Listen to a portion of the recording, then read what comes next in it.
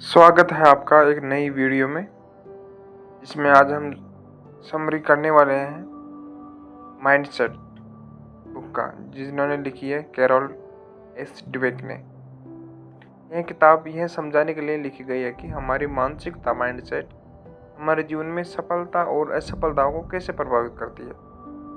लेखक, जो कि एक प्रसिद्ध मनोवैज्ञानिक है, यह बताते हैं कि कैसे लोग अपनी क्षमताओं, बुद्धिमत्ता और प्रतिभा को लेकर तो अलग अलग मानसिकता में बटे होते हैं। एक तो फिक्स्ड माइंड, जिसे स्थिर मानसिकता बोलते हैं। दूसरा ग्रोथ माइंड, विकासशील मानसिकता कहते हैं। अगर हम यह समझ लें कि हमारी क्षमताएं स्थिर नहीं है, बल्कि मेहनत, सीखने और अनुभव के साथ विकसित हो सकती है, हम जीवन में ज़्यादा सफल हो सकते हैं। तो शुरू करते हैं। माइंडसेट क्या है?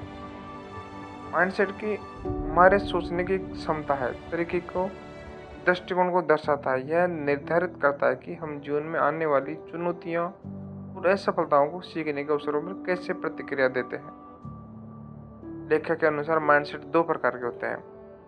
एक पहला फिक्स्ड माइंडसेट, स्थिर मानसिकता। दूसरा ग्रोथ माइंडसेट, विकल्पित मानसिकता। फिक्स्ड माइंडसेट वाले लोग, जो लोग मानते हैं कि उनकी बुद्धिमत्ता, प्रतिभा और क्षमताएं जन्मजात होती है और उन्हें बदलना नहीं जा सकता, उन्हें बदलना पसंद नहीं होता है। वे असफलता से डरते हैं और चुनौतियों से बचते हैं। वे खुद को दूसरों से बेहतर दिखाने की कोशिश करते हैं, बजाय इसके कि वे खुद को बेहतर बनाएं। वे मानते हैं कि अगर उन्हें कुछ नहीं आता, वे इसे कभी नहीं सीख सकते। दूसरे माइंडसेट के लोग होते हैं ग्रोथ माइंडसेट के, विकासशील मानसिकता वाले, जो लोग मानते हैं कि मेहनत और प्रयास और सही रणनीति के जरिए बुद्धिमत्ता और क्षमताएं बढ़ाई जा सकती है। वे असफलता को सीखने का अवसर मानते हैं, चुनौतियों का सामना करते हैं और लगातार खुद को सुधारने की कोशिश करते हैं। वे मानते हैं कि अगर अभी कुछ नहीं आता तो अभ्यास से उसे सीखा जा सकता है। फिक्स और ग्रोथ माइंडसेट का प्रभाव क्या क्या पड़ता है उन पर, यह अध्याय हमें दिखाता है कि माइंडसेट लोगों के जीवन पर कैसे प्रभावित करता है। इसमें फिक्स्ड माइंडसेट वाले लोग होते हैं, उनके व्यवहार में वे असमानता को अपनी बुद्धिमत्ता या योग्यता की कमी मानते हैं, असफलताओं को, चुनौतियों से डरते हैं और जोखिम नहीं उठाते। वे नकारात्मक प्रतिक्रिया, फीडबैक से बचते हैं, क्योंकि वे खुद को गलत साबित होते हुए नहीं देखना चाहते। दूसरों की सफलता को अपनी असफलता मानते हैं और जलन महसूस करते हैं। और वहीं दूसरी ओर ग्रोथ माइंडसेट के जो लोग होते हैं, असफलताओं को एक सीखने का अवसर मानते हैं कि अगर हम असफल हुए तो इससे अपन क्या सीख सकते हैं कि दोबारा ऐसा ना हो। चुनौतियों और गले लगाते हैं और उनके सीखते हैं, चुनौतियों से सीखते हैं। वो प्रतिक्रिया को सुधारने के अवसर के रूप में देखते हैं। दूसरों की सफलता से प्रेरित होते हैं कि इसने कर लिया तो अपन भी कर सकते हैं, और खुद को बेहतर बनाने के लिए प्रेरित करते रहते हैं।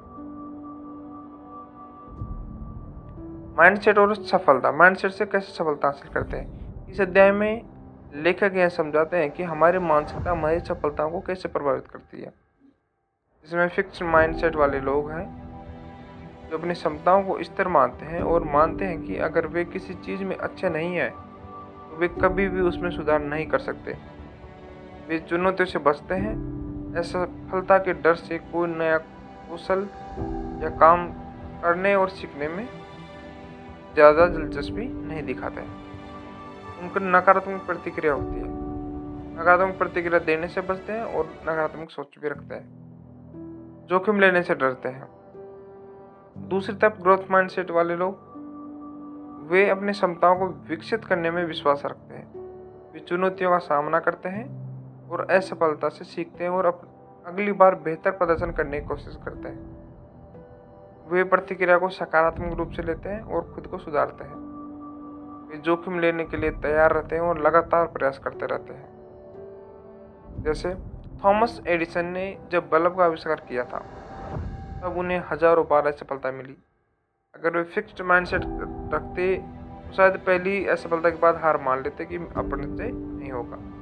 लेकिन उन्होंने ग्रोथ माइंडसेट अपनाया और हार और जीत को छोड़कर हर बार असफलता के प्रयोग से उन्होंने एक नई चीज सीखी। और शिक्षा और माइंडसेट का इसमें बताया गया है कि माइंडसेट से हमें शिक्षा में फिक्स माइंडसेट वाले लोग को क्या होता है, क्या नुकसान होता है। जिन छात्रों को यह सिखाया जाता है कि बुद्धिमत्ता स्थिर होती है, वे अपने प्रदर्शन में सुधार की कोशिश नहीं करते, क्योंकि उन्हें लगता है कि यह फिक्स है, इसको बदल नहीं सकते। वे कठिन विषयों से बचते हैं और पढ़ाई को एक बोझ समझते हैं। वे असफलता से डरते हैं और जल्दी हार मान लेते हैं। और ग्रोथ माइंडसेट वाले छात्र यह समझते हैं कि मेहनत और अभ्यास से वे अपनी बुद्धिमत्ता को बढ़ा सकते हैं। वे कठिन विषयों को भी सीखने की कोशिश करते हैं। वे असफलता को सीखने के अवसर के रूप में देखते हैं और लगातार सुधार करते रहते हैं। जैसे जापानी स्कूल में असफलता को सकारात्मक रूप में लिया जाता है। शिक्षक छात्रों को गलतियां करने देते हैं और फिर उन्हें सुधारने में मदद करते हैं। इससे छात्रों में ग्रोथ माइंडसेट विकसित होता है और वे जीवन में सफल होते हैं। बिजनेस और माइंडसेट। बिजनेस की दुनिया में ग्रोथ माइंडसेट और फिक्स्ड माइंडसेट का बड़ा प्रभाव पड़ता है। फिक्स्ड माइंडसेट वाले लोग वे अपनी कंपनी को नए विचारों से नहीं बदलना चाहते। वे आलोचना से डरते हैं और अपनी गलतियों को स्वीकार करना नहीं चाहते हैं। जोखिम लेने से डरते हैं और बदलाव को रोकते हैं। और वहीं ग्रोथ माइंडसेट वाले लोग वे नवाचार, इनोवेशन को प्रोत्साहित करते हैं। वे कर्मचारियों की प्रतिभा को विकसित करने पर ध्यान देते हैं और वे आलोचना को सकारात्मक रूप से लेते हैं और गलतियों से सीखते हैं।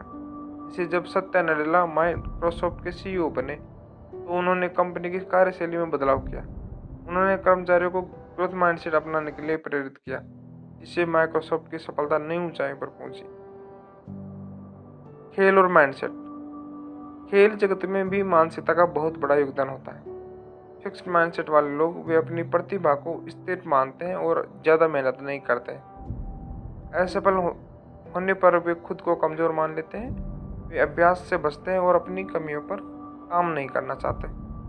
वहीं ग्रोथ माइंडसेट वाले लोग मेहनत और निरंतर अभ्यास में विश्वास रखते हैं, अपनी असफलताओं से सीखते हैं। वे मानसिक रूप से मजबूत होते हैं और हार मानने के बजाय अपने प्रदर्शन में सुधार करते हैं। जैसे माइकल जॉर्डन को अपने स्कूल की बास्केटबॉल टीम से निकाल दिया गया था, लेकिन उन्होंने हार नहीं मानी। उन्होंने ग्रोथ माइंडसेट अपनाया, कड़ी मेहनत की और दुनिया के महानतम बास्केटबॉल खिलाड़ी के रूप में उभरे हैं। रिश्ते और माइंडसेट। रिश्तों के लिए माइंडसेट की भूमिका महत्वपूर्ण है। फिक्स्ड माइंडसेट वाले लोग मानते हैं कि रिश्ते स्थिर होते हैं और लोगों में बदलाव संभव नहीं होता। वे समस्या आने पर रिश्ते छोड़ने की सोचते हैं। वे आलोचना को नकारात्मक रूप से लेते हैं और रिश्तों को सुधारने की कोशिश नहीं करते। वहीं ग्रोथ माइंडसेट वाले लोग वे मानते हैं कि रिश्ते समय और प्रयास से बेहतर बनाए जा सकते हैं। वे अपने पार्टनर की भावनाओं को समझने की कोशिश करते हैं। वे समस्याओं का समाधान खोजते हैं और संवाद कम्युनिकेशन पर ध्यान देते हैं। इसे शोध में पाया गया है कि जो जोड़े ग्रोथ माइंडसेट अपनाते हैं वे अपने रिश्ते को लंबे समय तक बनाए रखते हैं। वे अपने मतभेदों को बातचीत से हल करते हैं और रिश्तों में सुधार की प्रतिभा झलकती है। माइंडसेट कैसे बदलें? इस अध्याय में बताया गया है कि हम अपने माइंडसेट को कैसे बदल सकते हैं। इसके लिए सबसे पहले स्वीकार करें कि आप माइंडसेट बदलना जा सकता है। ये आपको भरोसा होगा कि बदला जा सकता है, तभी आप बदल पाएंगे।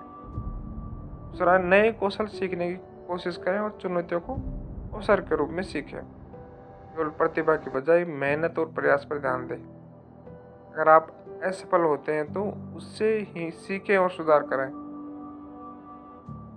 सकारात्मक दृष्टिकोण अपनाएं, हर समस्या का समाधान निकालने की कोशिश करें और आत्मविकास पर ध्यान दें। यह किताब हमें सिखाता है कि हम ग्रोथ माइंडसेट अपनाएं तो हम अपने करियर, रिश्तों, शिक्षा और जीवन के हर क्षेत्र में सफल हो सकते हैं। हमारी बुद्धिमत्ता और क्षमता स्तर नहीं है, बल्कि मेहनत और सही दृष्टिकोण से उन्हें विकसित किया जा सकता है। तो आज थी ये माइंडसेट किताब की समरी। अगर आपको पसंद आई है तो चैनल को सब्सक्राइब करें, कमेंट करें, लाइक करें। और आपको कौन सा पार्ट सबसे बेस्ट लगा उसके लिए आप कमेंट करें, और अगर बुरा लगा तो उसके लिए भी कमेंट करें। हम आगे इसमें सुधार करेंगे। धन्यवाद।